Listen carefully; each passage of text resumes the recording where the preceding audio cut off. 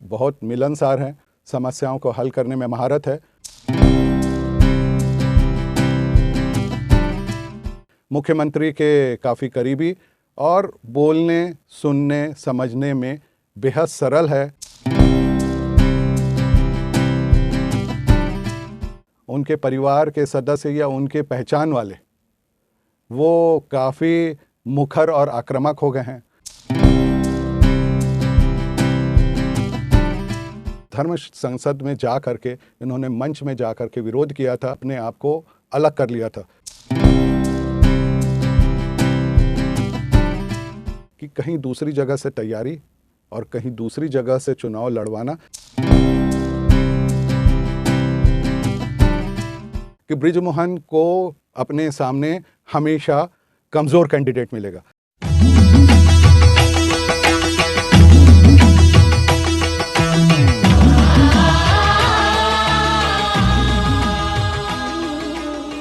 छत्तीसगढ़ विधानसभा चुनाव में विधानसभा वार समीक्षा कार्यक्रम किसमें कितना है दम में रायपुर दक्षिण विधानसभा क्षेत्र की समीक्षा वरिष्ठ पत्रकारों के द्वारा।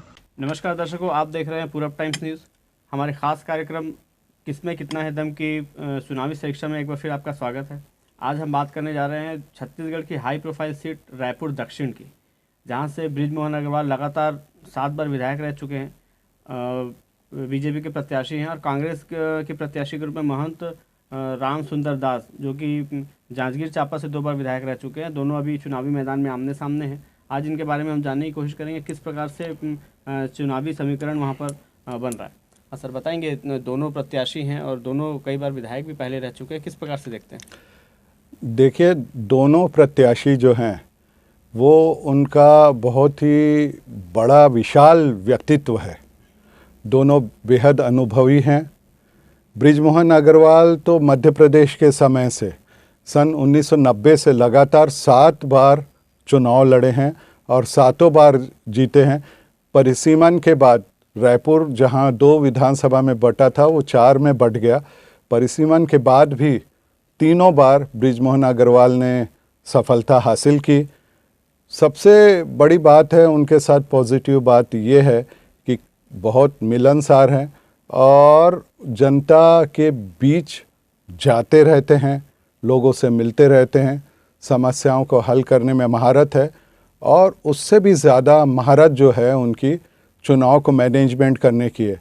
उनका जो मैनेजमेंट है सिस्टम, वो एक तरीके से इतना सेट हो गया है, पारिवारिक मैनेजमेंट टाइप का हो गया है कि सब लोग जो जिस समय ज़रूरत होती है आ करके इकट्ठा हो करके वो काम को करते हैं। इनके सामने राम सुंदर दास जी हैं, जो कि दूधाधारी मठ के मठाधीश हैं, महंत हैं। लोग जा कर के उनके पैर पड़ते हैं। 2 बार के विधायक हैं। जांजगीर चांपा के पहली बार वो बने थे पामगढ़ से विधायक 2003 में, 2008 में वो जयपुर से विधायक थे। अभी पिछले जो सरकार थी उसमें गौ सेवा आयोग के अध्यक्ष थे। मुख्यमंत्री के काफ़ी करीबी और बोलने, सुनने, समझने में बेहद सरल है। अनेक जगह की वो गौशाला से जुड़े हुए हैं, तो कई जो एडवांटेज मिलते हैं कम्युनल जो मिल सकते थे भाजपा को, वो इनके खड़े होने से भाजपा को मिलने की संभावनाएं कम है। ये तो रही इनकी पॉजिटिव बात, लेकिन दोनों की कुछ नकारात्मकताएं भी हैं।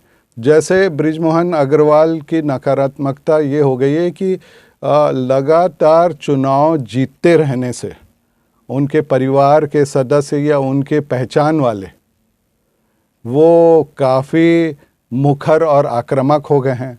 दूसरी बात यह है कि हर चुनाव जो है वो जीत हार के हिसाब से लड़ा जाता है, पर यहाँ ऐसा लगता है कि ये जो चुनाव हैं वो जीत ही रहे हैं, उस प्रकार से लड़ते हैं। अब महंत राम सुंदर दास की बात यदि हम करते हैं तो वो जो है महंत जी, वैसे उनकी चुनाव की तैयारी जो कहते हैं कि वहीं जांजगीर चांपा जहाँ पर जयपुर या पामगढ़ या और कोई भी विधानसभा क्षेत्र से वो खड़े होते, वहाँ काफ़ी पॉपुलर थे। पर दूधाधारी मठ का जो मुख्यालय है वो रायपुर दक्षिण विधानसभा क्षेत्र में ही है और यहाँ पर वो रहते भी हैं। तो वो यहाँ पर उनकी अच्छाइयाँ लोगों के सामने हैं। ये वही महंत है जो अब यहाँ पर धर्म संसद लगी थी रायपुर में एक बार, तो उसमें एक आचार्य कालीचरण ने नाथूराम गोडसे की बहुत तारीफ़ की थी और गांधी जी के बारे में अपशब्द कहे थे। तो उस धर्म संसद में जा कर के इन्होंने मंच में जा कर के विरोध किया था और धर्म संसद से अपने आप को अलग कर लिया था। तो कहने का अर्थ ये है कि उनकी ये खासियत तो है ही है, पर कमज़ोरी ये है कि कहीं दूसरी जगह से तैयारी और कहीं दूसरी जगह से चुनाव लड़वाना, तो समयाभाव होता है, ये उनकी मुख्य कमज़ोरी है। दूसरी बात जो है, कमज़ोरी बोलिए या जो भी बोलिए आप, सामने जो है एक धाकड़ उम्मीदवार है जो मशहूर है, साम दाम दंड भेद हर तरह से चुनाव को जीतने के लिए लड़ने के लिए मशहूर हैं। तो उनसे जो सामना सरलता से करेंगे वो इनकी कमज़ोरी मानी जा सकती है। रायपुर दक्षिण, क्योंकि ये राजधानी का ये क्षेत्र है, वोटर का किस प्रकार का नेचर देखते हैं, नेचर ऑफ वोट किस तरह? देखिए, रायपुर दक्षिण जो है वो रायपुर का मुख्य शहर का, पुराने शहर का हिस्सा है, जहाँ पर वैसे डेमोग्राफी के हिसाब से देखें तो हर तरह के लोग हैं, लेकिन पढ़े लिखे व्यापारी लोग बहुत ज़्यादा हैं, जिसका एडवांटेज हमेशा बृजमोहन अग्रवाल को मिलता रहा।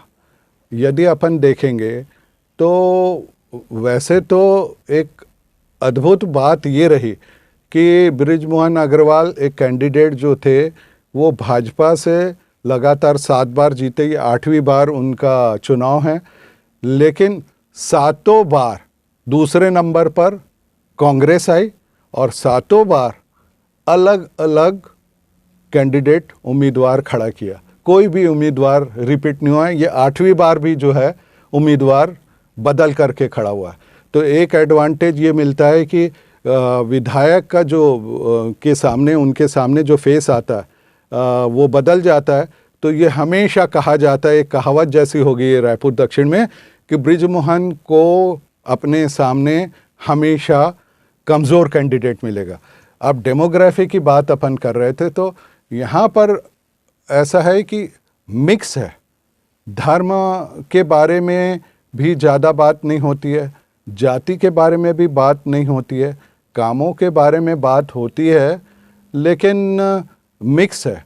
फिर भी यदि हम देखें तो यहाँ पर जो है मुस्लिम बहुल इलाका भी एक पड़ता है, जिसमें लगभग 28,000 वोट हैं, और एक ब्राह्मण बहुल इलाका भी है जिसमें 26,000 वोट है। तो वो जो वोट्स हैं वो वोट्स एक तरफा किसी को नहीं जाते हुए दिख रहे हैं।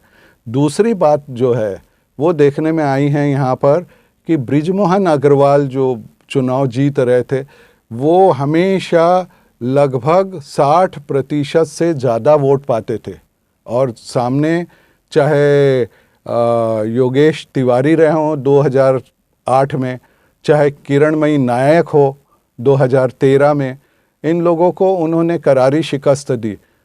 कन्हैया अग्रवाल जो 2018 में थे कांग्रेस के उम्मीदवार, वो अपेक्षाकृत कमज़ोर माने जाते थे राजनीति में, लेकिन उनके और इनके बीच में वोट के परसेंटेज बहुत कम फ़र्क पड़ा। यानी बृजमोहन अग्रवाल का जो परसेंटेज था 60 रहता था, वो करीब करीब 52 तक के पहुंच गया, यानी वो कम हुआ।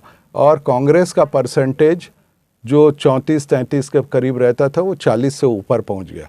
तो कहने का मतलब है कि कहीं ना कहीं एंटी इनकम्बेंसी फैक्टर चल रहा है वहाँ पर, जो कि बृजमोहन अग्रवाल के वोट्स को कम कर रहा है और कांग्रेस के वोट को बढ़ा रहा है। तो डेमोग्राफी के हिसाब से बाकी जो लोग हैं वो बराबर वोट देते हैं। अब देखने वाली बात ये होगी कि इस बार किस प्रकार से वोटर्स का पैटर्न रहेगा। कांग्रेस और भाजपा दोनों का घोषणा पत्र आ चुका है, किस कैंडिडेट को कितना फ़ायदा हो सकता है? देखिए, कांग्रेस और भाजपा के घोषणा पत्र हैं, वो दोनों घोषणा पत्र इस प्रकार से हैं कि वो ग्रामीण ओरिएंटेड हैं, या बोला जाए तो लोअर मिडिल क्लास को प्रभावित ज़्यादा करने वाले हैं। रायपुर दक्षिण जो विधानसभा क्षेत्र है उसमें वैसे तो सभी तरह के लोग हैं, लेकिन पढ़े लिखे, व्यापारी, संपन्न, समझदार, ये लोग ज़्यादा हैं। तो संभावना ये बहुत कम दिखती है कि घोषणा पत्र के आधार पर किसी को एक तरफा वोट मिल जाए। देखिए, आप ये देखिए कि पिछली बार कांग्रेस ने जैसे घोषणा पत्र किया उसका ऐसा प्रभाव हुआ कि एक लहर सी पूरे छत्तीसगढ़ में चल गई, और उस लहर में लगभग जितने भी बड़े बड़े जो भाजपा के बोला जाए विधायक मंत्री थे उनमें से ज़्यादातर ने शिकस्त पाई, लेकिन बृजमोहन अग्रवाल जो थे वो वहीं पर उसी स्थिति में खड़े रहे। अब बात करते हैं अपन कि घोषणा पत्र के अलावा भी अगर सोचें हम, तो घोषणा पत्र के अलावा जो बृजमोहन अग्रवाल के पक्ष की चीज़ है वो ये है कि सभी प्रेस वाले, सभी पत्रकार, सभी समाज के प्रमुख, सब लोगों से उनका 1-to-1 कांटेक्ट है। उनको बुला करके बात कर लेते हैं, उनको बुला करके कन्विंस कर लेते हैं, उनको बुला करके निर्देशित भी कर देते हैं। तो एक ऐसा लगता है कि जब वो कहीं पर जाते हैं, कोई चीज़ों को कोई मान करके चलिए कि अपना कार्यालय खोलते हैं या कहीं रैली निकालते हैं, तो हाई प्रोफाइल के बहुत सारे लोग इकट्ठे हो जाते हैं, लेकिन उसका कन्वर्शन जो है वो वोट में होगा इस बार उसकी संभावना बहुत कम दिख रही है। यानी अगर आचार्य रामसुंदर दास, महंत रामसुंदर दास किसी प्रकार से बढ़त बढ़ाते हैं तो बढ़त का मुख्य कारण होगा कि लोग परिवर्तन चाहते हैं। आप अगर देखेंगे उस विधानसभा क्षेत्र में कामों के हिसाब से देखेंगे तो काम तो बिल्कुल नहीं हो रहे। जब मंत्री थे तब भी नहीं होते थे, जब विधायक हैं अभी तब भी ज़्यादा नहीं हो रहे। जिस प्रकार से पूरा जो क्षेत्र है वहाँ पर नहर नाली या ड्रेनेज सिस्टम बन जाना चाहिए था, वो नहीं है। बारिश में पूरा क्षेत्र जो है वो पानी से भर जाता है, अवैध कॉलोनियाँ हैं, वहाँ पर बहुत सारी समस्याएं हैं। उन समस्याओं की तरफ ध्यान न देते हुए भी जनता परस्पर संबंध के आधार पर बृजमोहन अग्रवाल को वोट देती रही है। लेकिन फ्लोटिंग वोट अगर इस बार देखा जाए, आचार्य जो महंत रामसुंदर दास हैं, यदि वो फ्लोटिंग वोट को प्रभावित करें तो बहुत बड़ी टक्कर होगी। नहीं तो इस बार भी अपने बूथ मैनेजमेंट, अपने द्वारा लोगों के मैनेजमेंट, अपने द्वारा अंतिम समय पर जनता को प्रभावित करने की क्षमता, अपनी सशक्त टीम, अपनी पारिवारिक टीम के आधार पर बृजमोहन अग्रवाल आगे दिखाई देते हैं। एक ही बात जो है, जो उनके एक बोलिए या दो बात बोलिए जो उनके विपक्ष में जाती है, उनके जो करीबी बहुत सारे लोग हैं उनकी दबंग छवि, बृजमोहन अग्रवाल के द्वारा लोगों के काम नहीं करा पाना, और दूसरी बात है एंटी इनकम्बेंसी। लोग एक ही चेहरे को देखते देखते इतने सालों में, और परिस्थितियां ना बेहतर हो रही है, ख़राब नहीं हो रही है, जो है जैसा है वैसा ही है, लेकिन परिस्थितियां बेहतर नहीं हो रही। उसकी अपेक्षा अगर आप देखेंगे रायपुर पश्चिम जब बीजेपी की सरकार थी तब उसका कायाकल्प हो गया। रायपुर दक्षिण जिसमें महाबली मंत्री रहे, कायाकल्प नहीं हुआ। तो अगर लोग अपनी समझ से वोट देते हैं तो उनके सामने महंत रामसुंदर दास या कोई भी खड़ा होता उसको वोट काफ़ी मिलने की संभावना थी।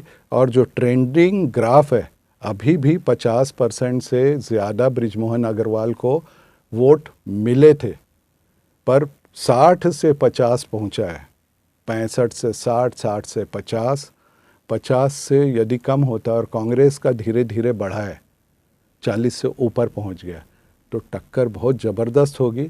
इस हाई प्रोफाइल सीट का अंतिम दिनों में प्रचार प्रसार देख करके और अंतिम रिजल्ट देखना बहुत ही मज़ेदार होगा। मैं स्वयं भी उसके लिए बहुत उत्सुक हूँ।